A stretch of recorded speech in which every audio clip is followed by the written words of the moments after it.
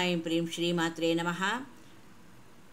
లలితా త్రిశతిలోని కర్పూర వీటి సౌరభ్య కల్లోలిత కకుప్తట అనే నామం యొక్క విశేషాలను మనం తెలుసుకుంటూ ఉన్నాము.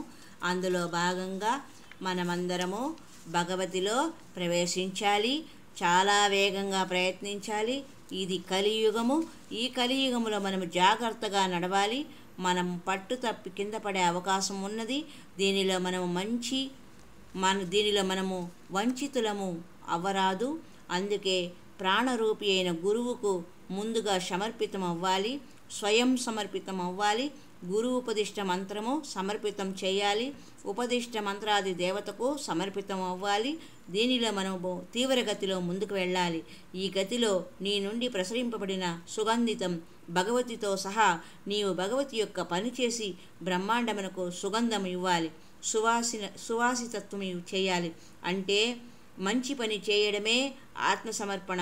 మంచి పని అంటే ప్రొద్దున లేచి 3 నామాలు పెట్టుకొని మంచి దోవతి ధరించి ప్రపంచానికి చూపించడానికి వెళ్ళడం మాత్రం కాదు. మనము బయట ప్రపంచంలోకి వెళ్ళినప్పుడు మనకి కొంతమంది కన్నీళ్లు కనిపిస్తాయి. మనము వారి కన్నీళ్లు తొడవగలగాలి. ఇదియే మంచి పని. ఇతరుల కోసము మనము బ్రతకాలి. జ్ఞానమే అస్తిత్వం. To know is to be. దానిని గుర్తించి అనుభూతి చెందాలి. నీవు ఏమిటో తెలుసుకో, అప్పుడు నీవు దానిగా మారుతావు. బ్రహ్మవిత్ బ్రహ్మవైభవతి. బ్రహ్మను తెలుసుకున్నవారు బ్రహ్మగా మారుతారు.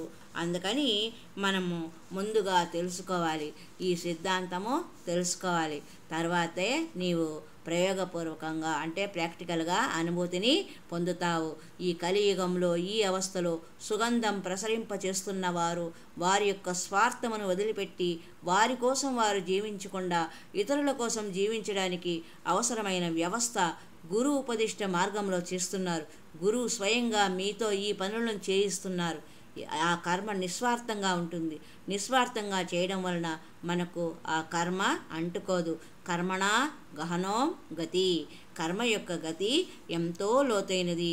అది 100 జన్మలనైనా మనల్ని పట్టుకొని వదలదు. అణిమాండవీయ అని ఒక ఋషి ఉండేవారు. ఆయన ఎప్పుడు అవధూత అవస్థలో మత్తు అవస్థలో తిరుగుతూ ఉండేవారు. రాత్రి సమయంలో ఆ ఋషి ఒక మహారాజు యొక్క నగరంలో ప్రవేశించారు. వస్త్రములు లేకుండా అవధూత అవస్థలో విచిత్రంగా ఉన్న ఆ ఋషిని దొంగగా భావించి పట్టుకొని రాజభటులు రాజుగారి దగ్గరికి తీసుకొని వెళ్ళారు. రాజుగారు ఆ సమయంలో త్రాగిన మైకంలో నిద్రపోతున్నారు. ఆ అవస్థలో రాజభటులు చెప్పిన మాటలు విని ఆలోచించకుండా దొంగ అయితే శూలం మీద నిల్చోబెట్టండి అని ఆజ్ఞాపించారు. అప్పుడు ఆ రాజభటులు అణిమాండవీయుల వారిని శూలం మీద నిల్చోబెట్టారు. అప్పుడు మహర్షి అయిన అణిమాండవీయులు చిత్రగుప్తుల వారిని ఆవాహనం చేశారు. చిత్రగుప్తుల వారితో, ఋషి మహారాజ్, నేను వెనుక 100 జన్మల నుండి ఎటువంటి తప్పు చేయలేదు, పాపం కూడా చేయలేదు, కర్మ కూడా చేయలేదు. కేవలం నేను పరమాత్మ యొక్క అనుభూతితోనే నడుస్తున్నాను. నన్ను ఈ శూలం మీద కూర్చోబెట్టిన కారణం ఏమిటి, నాకు అర్థం కావడం లేదు అని ప్రశ్నించారు. దానికి చిత్రగుప్తుల వారు, నీవు 100 జన్మల వెనుక ఒకసారి 6-7 సంవత్సరముల వయసులో అబోధావస్థలో అంటే నీకు తెలియని స్టేజ్లో ఒక సీతాకొక చీలుకొని పట్టుకొని దానికి దర్భతో వెనుక భాగంలో గుచ్చావు, అందుకని నీకు ఈ శిక్ష విధించబడింది అని బదులు చెప్పారు.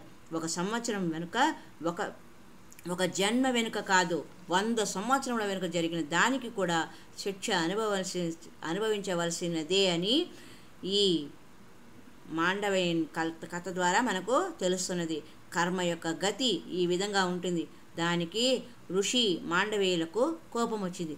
చిత్రగుప్తునితో, ఋషి, ఇది అధర్మము. చిన్న వయసులో తెలిసి తెలియని వయసులో తప్పు చేస్తే ఎలా దండన విధిస్తారు అని ప్రశ్నించారు.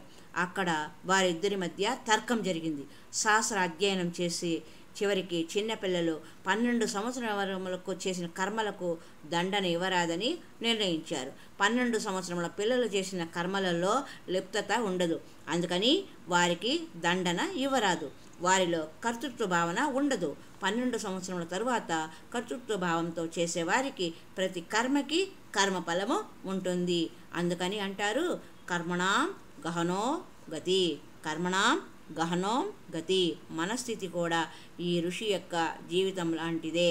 ఏ జన్మలలో ఏమేమి చేసి వచ్చామో మనకు తెలియదు. మన భాగ్యం ఏమిటంటే ఆ భగవతి యొక్క ఉపాసనలో మనము మునిగి ఉన్నందున ఎన్నో చిన్న చిన్న కర్మలు అమ్మ తొలగించి వేసింది. ఎందుకంటే అమ్మ స్థిరంగా ఉంది. మనము ప్రవాహితులుగా వెళ్ళి సాగరంలో విలీనం అవుతున్నాం, అమ్మలో విలీనం అవుతున్నాం. ముందుగా ధర్మం యొక్క ఆచరణ చేయాలి. ధర్మ ఆచరణ సరి అయినదైతే కర్మ ఆచరణ కూడా సరిగ్గా ఉంటుంది. స్మృతి గ్రంథాలు మనం చదివితే దానిని అనుసరించి మన జీవనం ఉండటానికి ప్రయత్నిస్తాం. అయితే ఈ కలియుగం యొక్క ప్రభావంలో ఘోర అడవిలో మనం జీవించడానికి అవసరం వస్తే అమ్మ ఆశ్రయము తీసుకోవాలి. హరి ఓం తత్సత్. సర్వే జనా సుఖినో భవంతు, సమస్తలోక సన్మంగళాని భవంతు. హరి ఓం తత్సత్. ఇంతటితో కర్పూరవీటి సౌరభ్య కగుప్తట అన్న నామానికి అమ్మవారి నామము సార్థకమైనది. ఇది కలియుగము. మనము అమ్మవారి నామస్మరణలో మన జీవితాలను గడపాలి అన్న సందేశంతో పూర్తయినది. మరి యొక్క సంచికలో లలితా త్రిశతిలోని 4వ శ్లోకము. కలిదోషహర కంజలోచన కమ్ర విగ్రహ కర్మాది సాక్షిని కారయిత్రి కర్మ ఫలప్రద. ఓం కలిదోషహర కంజలోచన కమ్ర విగ్రహ కర్మాది సాక్షిని కారయిత్రి కర్మ ఫలప్రద అనే నామాల యొక్క విశేష విభవాలను మరి యొక్క సంచికలో తెలుసుకుందాం. హరి ఓం తత్సత్.